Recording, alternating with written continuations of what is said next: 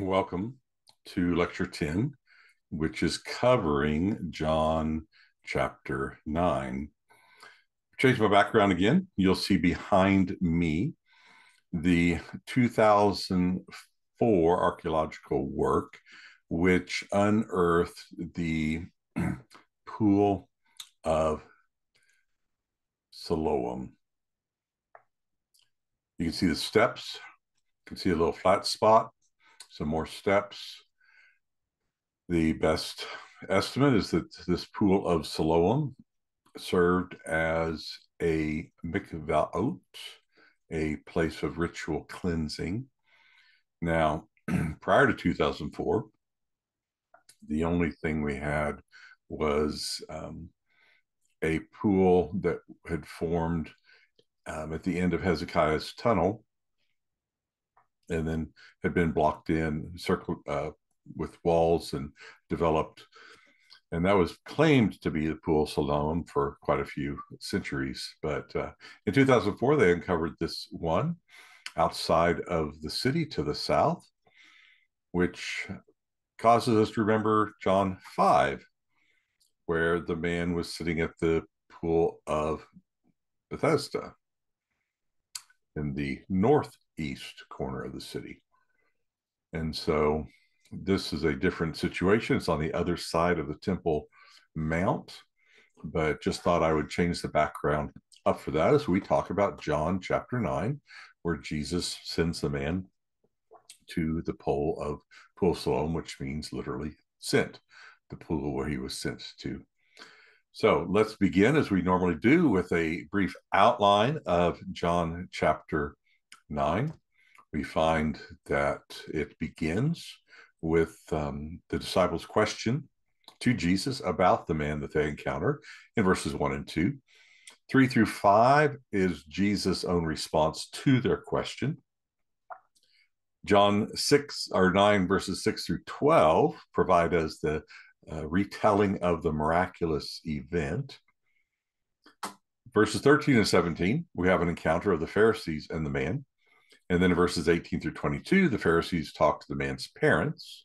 And then in verses 24 through 34, they talk to the man one more time. And then verses 35 through 39, Jesus speaks to the man. In verse 40, the Pharisees ask Jesus a question, and in 41, Jesus responds to their question.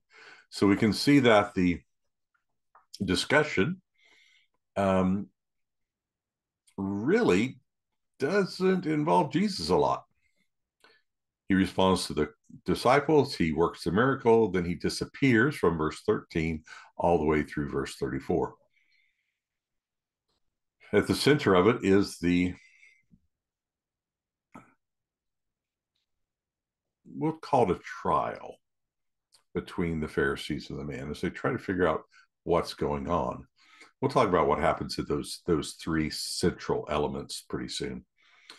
But this is an interesting element because, as I've mentioned previously, now we have discourse followed by a sign rather than a sign followed by discourse. So after John 6, we then have a lot of discussion in 7 and 8 about who Jesus is. And now we see him working this miraculous event. A lot of things in John 9.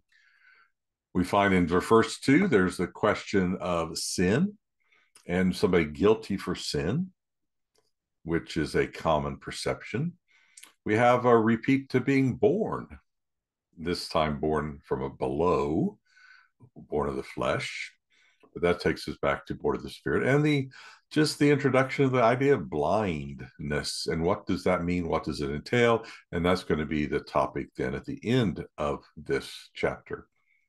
Verses 3 through 5, Jesus responds and says the man is blind to demonstrate the works of God. Now, this is not a new theme because we find that in John chapter 5. Correlation with John 5 and 9 quite a bit. But if we go to 5:17, Jesus says, my Father is working until now, and I myself am working. And then in verse 36, in his discussion or his defense of himself. He says, the testimony which I have is greater than the testimony of John, for the works which the Father has given me to accomplish, the very works that I do testify about me, that the Father has sent me. So this man is blind to bring about ability of God to work.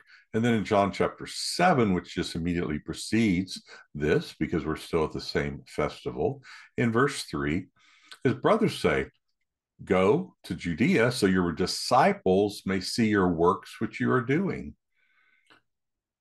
And then now in verse chapter 9, we have Jesus saying, it was neither that this man sinned nor his parents, but so that the works of God might be displayed in him. So a very important theme is this concept of the works of God.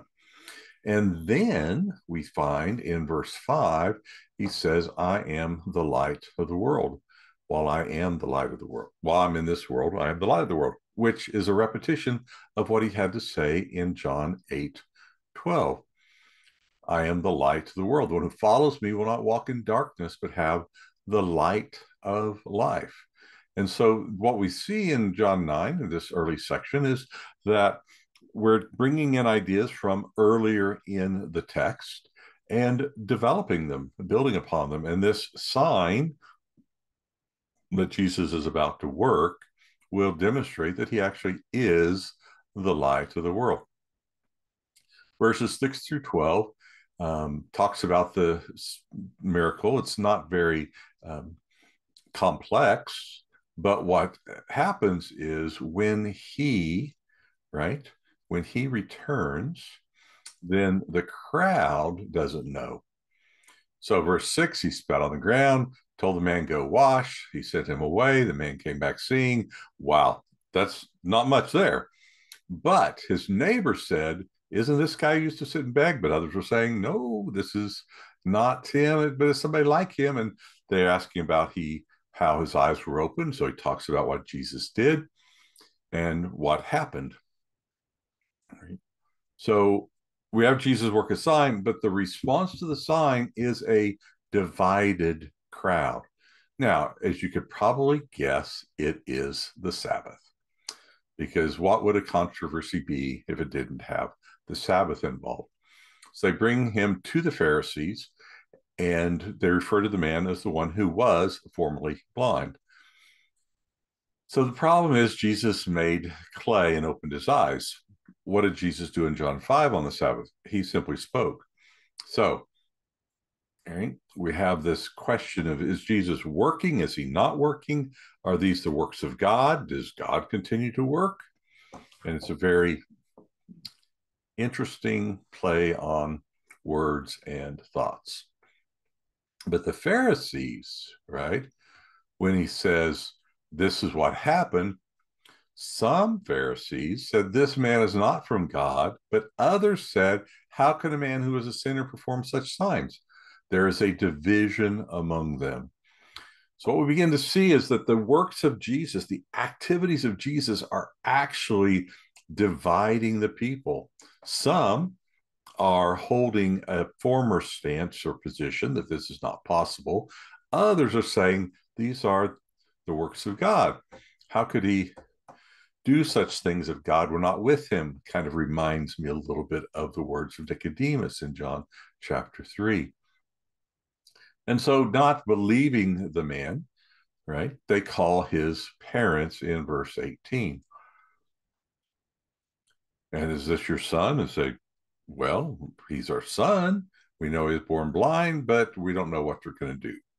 And there's a question about this being put out of the synagogue. So some recent research on that suggests some things which I'll talk about briefly. We know he's our son. What we know and what we do not know are important themes in John. And so now the Pharisees call the man back in a second time and say, we know this man is a sinner. The parents know this is our son, but the Pharisees are certain this man is a sinner. And he said, I don't know, but I was blind, now I see. So what did he do? Right. And now, do you want to hear? And he asked them the question, do you want to be his disciples? Well, that's a little too much because they are disciples of Moses. And we know from John 5 that Moses is the one who will condemn them because he testifies of Jesus. So there's a connection between John 5 and John 9. Right. And then they make a statement, right? We do not know where he is from. Now, John 7, just earlier, same festival, same feast. The question is, when the Messiah comes, we will not know where he is from. The Pharisees are now saying, we do not know where he is from. What is that implying? It's implying that Jesus is the Messiah. And yet they are denying that on the basis of their particular belief. And then now they put him out and he finds Jesus, or I should say, Jesus finds him, which is what happened in John chapter 5. Jesus found the man at the temple. And Jesus asks a question, do you believe in the Son of Man? And the guy says, I don't know who he is. But if you could tell me, I might believe in him. And Jesus says, you've seen him, which is important because the man was formerly blind, and he is talking to you right now. And the man simply confesses, Lord, I believe. And he worshiped him. And then we have Jesus' statement, I came into this world for judgment. So those who do not see may see, and those who see may become blind. So in chapter 7, we talked about judgment and what that meant, and we looked back at some other passages. But the judgment is a decision. He is the decision of whether people will believe in him or not. Not necessarily that he is judging, but that he is causing the decision to happen. Then the Pharisees asked, so are we blind? And Jesus said, well, if you were, you would not have sin. But if you say we see, your sin remains. And so we have sin and guilt, and whether we see and who sees and who does not see. So it's a very, very interesting passage in terms of developing a lot of themes that are happening. Who can heal a man born blind? Well, so we read through the man, right? In his second encounter, right? Here's an amazing thing. We don't know where he's from, yet he opened my eyes. We know God does not hear sinners, but if anyone is God-fearing and does his will, he hears him. And then verse 32, since the beginning of time, it has never been heard that anyone opened the eyes of a person born blind. This is a miracle. He goes on to say, if this man were not from God, he could do nothing. So, what do we find out through this? Well, it depends on which thread we follow. We have the miracle, and we can follow that, but we've focused on other things lately. In the Gospel of John, we focus on titles. So the Pharisees, so this man is not from God, but they ask him, and he said, what do you say? Well, he must be a prophet. It must be something about God. And so is he from God? Is he not from God? Right? His parents don't say anything. And it says, if anyone confessed him to be the Messiah, he was to be put out of the synagogue. So we don't have them confessing the Messiah because that would not be good for their social standing. And then we have the man coming back. He says, if this man were not from God, he could do nothing. So he is from God. He is a prophet. But then we get to Jesus. Do you believe in the Son of Man? And so he says, Lord, I believe. I believe that Jesus is the Son of Man, and even uses the term Lord which probably just means sir at this point in time. So we see the different categories of identifying Jesus. Is Jesus a sinner? Is he from God? Is he a prophet? Those are the questions that we have to sometimes pay attention to. So having covered those areas, we're going to go ahead and pause the video and pick up with part B as we talk about the various themes that are developed and look at how they've been developed thus far in the particular gospel.